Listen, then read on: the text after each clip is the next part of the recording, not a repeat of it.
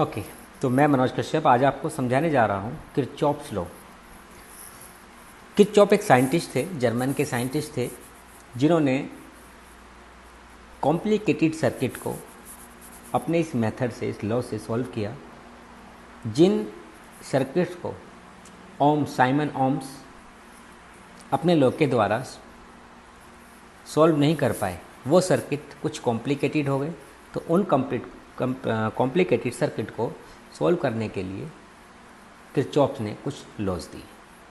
तो आज हम उसी को पढ़ने जा रहे हैं। तो किरचॉफ लॉ से समझने से पहले हमें कुछ छोटी छोटी पॉइंटें हैं जो हमें सीखने हैं। सबसे पहले हमारे पास आता है कि जंक्शन क्या होता है, what is junction, loop, branch. तो जब तक हम जंक्शन, लूप, ब्रांच के बारे में नहीं जान पाएंगे हम कुछ नहीं कर सकते। तो पहले हम बात करते हैं, एक सर्किट बना लेते हैं। ये एक सर्किट है हमारे, कोई भी रेजिस्टेंस हमने लगा दिया इस पर। सपोज हमने एक बैटरी लगा दी है यहाँ पर।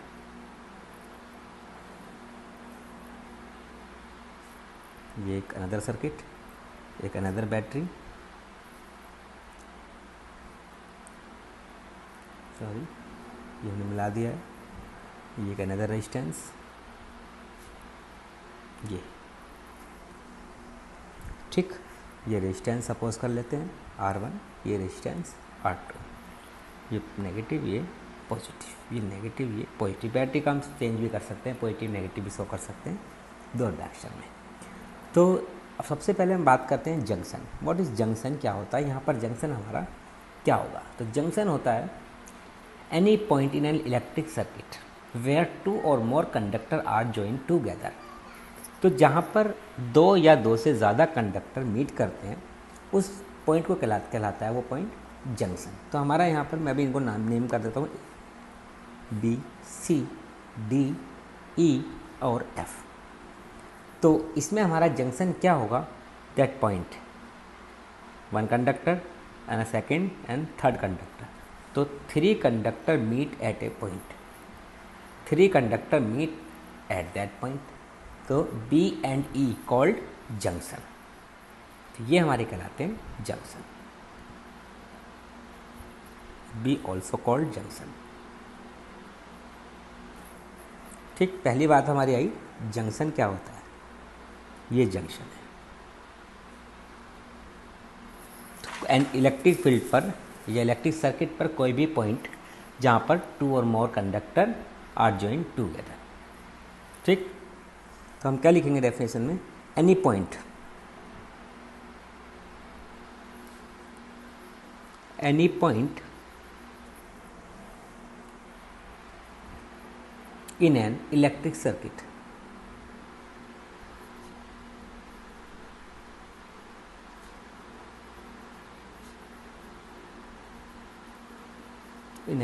circuit where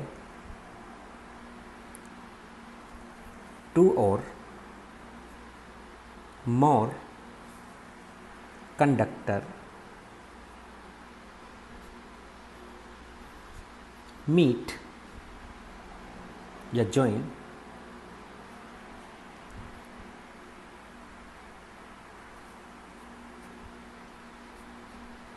आर join या meet एक ही बात है, are join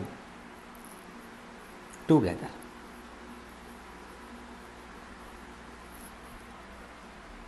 is called junction, yeah, that point is called junction, that point is we can say junction। ठीक, अब हम बात करते हैं, दूसरी चीज़ आती है हमारे पास ब्रांच। ब्रांच क्या होती है, तो ये जो लाइन है बी और ई, बी और ई को मीट करने वाली जो लाइन है वो कहलाती है branch. The line joining between या the line join between two junction.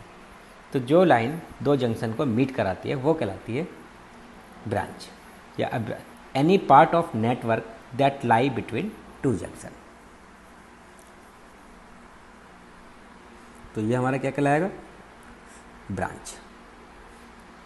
तो हमें डायग्राम से ही पता होना चाहिए कौन सी चीज़ कहाँ पर होती है। Any part of the network the circuit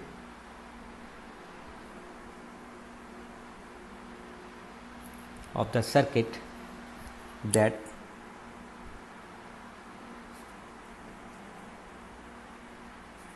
या हम इसको लाइन भी बोल सकते हैं, that lie between two junctions, या the line joining between the line join between two junction. अब थर्ड चीज़ आती है लूप। इसको हम लूप भी बोलते हैं, मैश भी बोलते हैं, कुछ भी बोलते हैं। Any close circuit is called loop. कोई भी क्लोज सर्किट वो कहलाता है हमारा loop.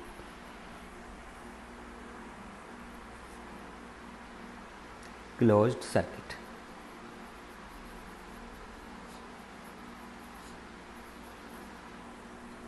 Any close circuit is called loop. अब इसके अंदर कितने हमारे क्लोज सर्किट हैं देखिए, इसमें हम बात कर लेते हैं अब डायग्राम से।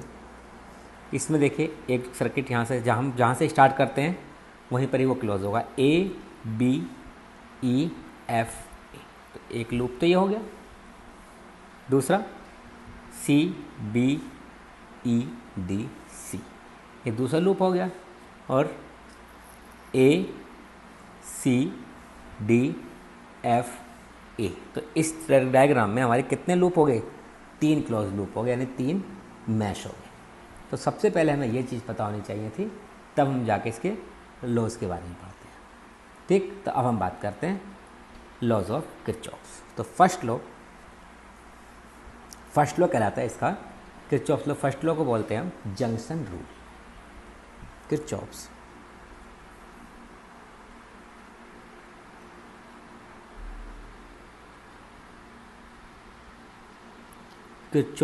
First law. किरचॉफ्स लॉ को फर्स्ट लॉ को हम क्या बोलते हैं? Junction rule.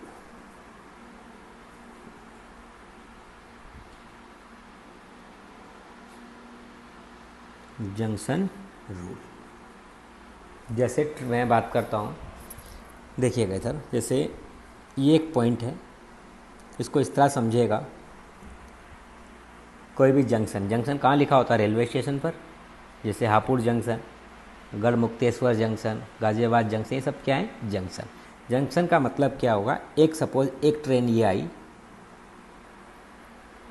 यहाँ पर रुकी और इधर की ओर चली गई।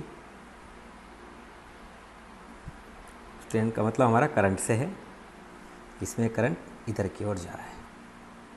एक ट्रेन इधर से आ रही है, एक ट्रेन इधर की ओर जा रही है, तो ये करंट I2, ये करंट I3, ये करंट I4। ये करंट हमारा क्या हो गया? I4। ठीक, तो डेफिनेशन क्या कहती है? हम सिंपल सी लैंग्वेज में इसको याद रखने के लिए, ताकि हमें बोर्ड क्लास तक याद रखना ना पड़े, तो हम कहते हैं incoming current equal to outgoing current. ये जो पॉइंट है ये कहलाता है जंक्शन। क्यों? देखिए, एक कंडक्टर ये है, एक कंडक्टर ये है, एक कंडक्टर ये, जॉइंट कहाँ पर कर रहे हैं? एक पॉइंट पर। यानी कि ये जंक्शन हो गया। एक ट्रेन हापुड़ से आ रही है, गाजियाबाद से है, इधर मेरठ से है, इधर बुलंदशहर से है, इधर जाना इधर मुरादाबाद से। तो ये हमारे सपोज हमने इनको क्या मान लिया? लाइक एज ए कंडक्टर, क्योंकि जो ट्रेन की पटरियाँ वो भी तो कंडक्टर ही है ना। जो रेल है वो पटरियाँ, वो क्या कहलाते हैं? हमारी कंडक्टर। तो हमने यहाँ पर जो करंट है, यहाँ करंट ट्रेन को लिया है हमने कि यहाँ पर current I1 toward the junction है, यहाँ करंट टूवर्ड द जंक्शन है, यहाँ पर current away from the junction है, यहाँ भी current away from the junction है। यानी कि ट्रेन जिस तरह से प्लेटफॉर्म पर आती हैं और चली जाती हैं, बाद में कितनी ट्रेन बचती हैं? 0। एट लास्ट में क्या हो जाता है? 0। तो ये इसका रूल है, the algebraic sum of all the current at any junction is 0। जितनी भी ट्रेन का करंट का सम है वो क्या हो जाता है? 0। ये हमारा फर्स्ट लॉ कहलाता है। It's principle based on conservation of charge, ये हमारा इसका प्रिंसिपल कहलाता है। तो इनकमिंग मैं बात कर रहा था incoming current equal to outgoing current. इस सबसे आसान मेथड यही है इसको सीखने का कि इनकमिंग करंट जो toward the I1 plus I2, outgoing current I3 plus I4। इससे हमारा साइन कन्वेंशन भी क्लियर हो जाएगा और ये भी क्लियर हो जाएगा। इधर ले आते हैं, अब इसमें रखते किस तरह से I1 प्लस I2, इधर लाएंगे तो क्या होगा माइनस, हमें प्लस दिखाना है, minus I3 plus minus I4 equal to 0। तो टोटल करंट कितना आ गया 0। तो इसमें साइन कन्वेंशन आ गया हमारे पास क्या कि those current which move toward the junction taken as positive and away from the junction taken as negative. तो जो करंट जंक्शन के पास जा रहा है वो पॉजिटिव होगा और जो अवे जा रहा है, दूर जा रहा है, उससे वो टेकन एज नेगेटिव, उसको हम हमेशा नेगेटिव लेंगे। तो ये हमारा साइन कन्वेंशन भी क्लियर हो गया और डेफिनेशन तो बहुत आसान है इसकी, लॉस तो ये बहुत इजीली हम इसको लिख सकते हैं। देखिए क्या लिखना है हमें, हम लिखेंगे द एल्जेब्रिक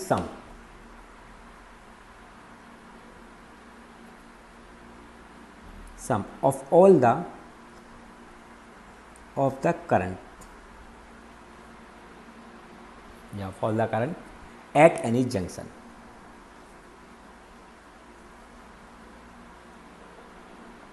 junction is क्या हो गया 0, यानी कि टोटल करंट कितना हो जाएगा 0। ये हमारा पहला रूल कहलाता है, इसको बोलते हैं किरचॉफ का junction rule principal.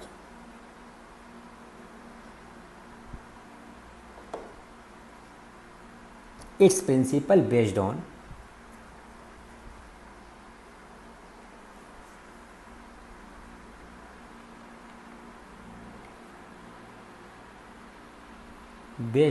conservation of charge।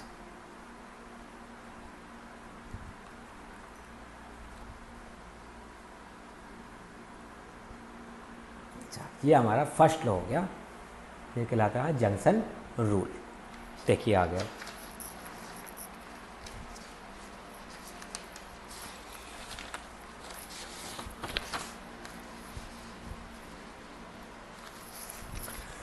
हम बात करते हैं इसके साइन कन्वेंशन की। वैसे कि हालांकि मैंने बता दिया आपको साइन कन्वेंशन, लेकिन साइन कन्वेंशन बहुत ज़रूरी होता है, साइन कन्वेंशन के बारे में पता होना बहुत ज़रूरी है।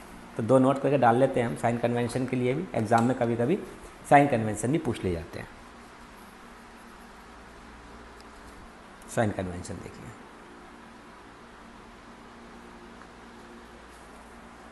दो साइन कन्वेंशन है। Current move toward the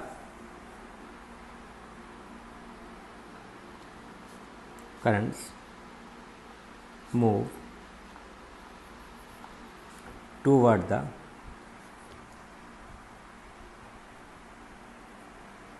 junction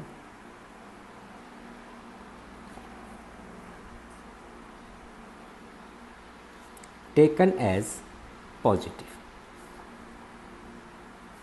and second condition में current away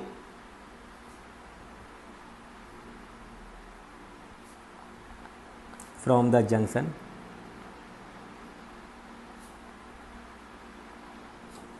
taken as negative। ये हमारा इसका साइन कन्वेंशन जो मैंने आपको यहाँ बता दिया था। ठीक, अब हम बात करते हैं सेकंड लॉ की, किरचॉफ सेकंड लॉ। ये कहलाता है, इसको बोलते हैं लूप रूल, मैश रूल या क्लोज सर्किट रूल, कुछ भी बोल देते हैं।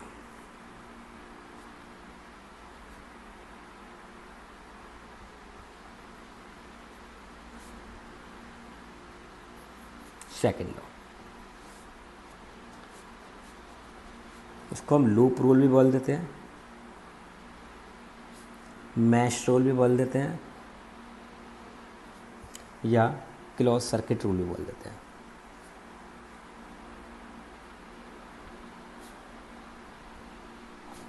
कुछ भी इसको बोल सकते हैं। ठीक, तो अब ये रूल कैसे करते हैं देखिएगा ध्यान से। ये रूल कहता है अराउंड एनी क्लोज सर्किट या loop, the algebraic sum of all the change in potential difference must be zero, या द टोटल या the algebraic sum of the EMF in any loop of a circuit is equal to sum of product of current and resistance. ठीक, वहाँ पर total current zero था, यहाँ पर total potential zero है, और EMF हमारा किसके इक्वल है? Product of current and resistance के, ये कहलाता है हमारे पास। तो द एल्जेब्रिक सम, लेकिन याद रखिएगा अराउंड एनी क्लोज सर्किट, क्योंकि क्लोज सर्किट के लिए या क्लोज लूप के लिए या अराउंड एनी क्लोज मेश के लिए ये लिखना ज़रूरी होता है।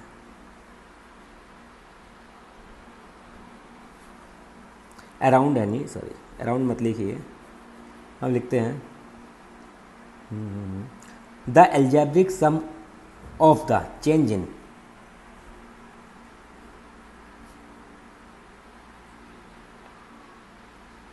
द एल्जेब्रिक सम, तरह से लिखते हैं, of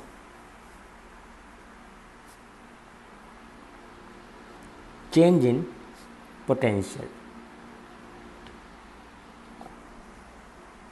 must be zero.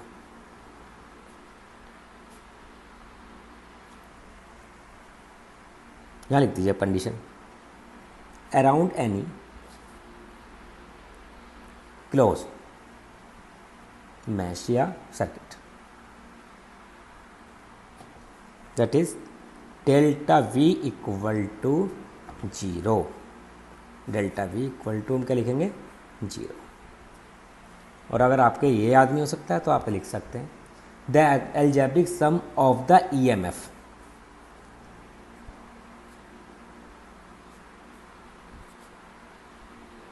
the algebraic sum of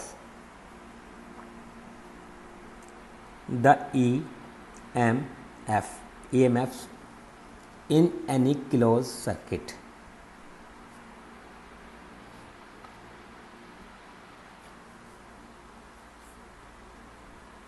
any closed circuit is equal to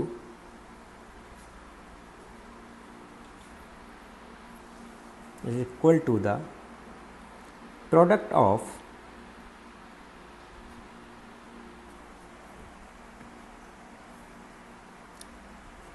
current and resistance, current and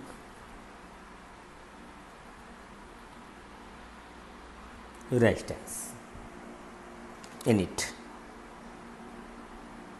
यानी कि sigma E EMF equal to IR, इसी का ज़्यादातर हम यूज़ करते हैं। ये हमारा सेकंड रूल हो गया। प्रिंसिपल की बात करते हैं इसके बाद। इट्स प्रिंसिपल, अब वोल्टेज देने से हमें क्या मिलती है? एनर्जी। तो it's principle based on conservation of energy.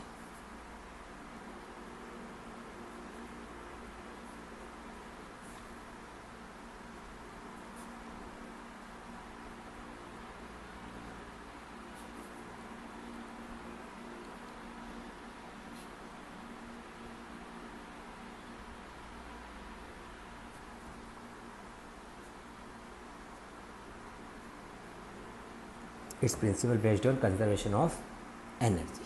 ठीक, अब आती है बात साइन रूल की, और उसके बाद इसके न्यूमेरिकल किस टाइप से करते हैं, वो मेन चीज़ होती है। साइन कन्वेंशन देखिए,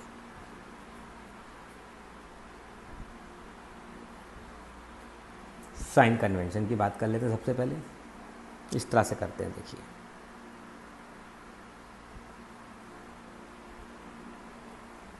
माइनस प्लस, और यदि करंट इस तरह से फिल हो रहा हो नेगेटिव पॉजिटिव, ये है, और इसमें हमारे पास ये है, तब जो हमारा V होगा वो पॉजिटिव का EMF के इक्वल होगा, और यहाँ पर V जो होगा वो माइनस का EMF के इक्वल होगा।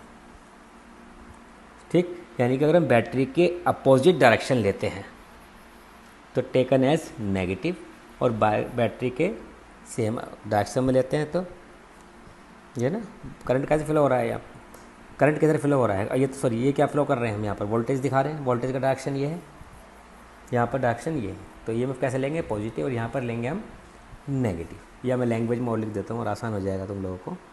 देखिए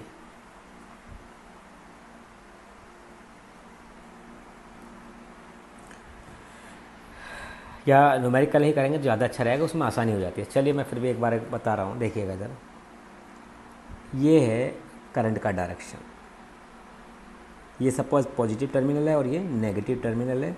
करंट फ्लो हो रहा है हमारा ये इस डायरेक्शन में, पॉजिटिव टू नेगेटिव। तब हम V इक्वल टू लेंगे प्लस का IR। अब यदि डायरेक्शन हमारा ये हो जाएगा, करंट का डायरेक्शन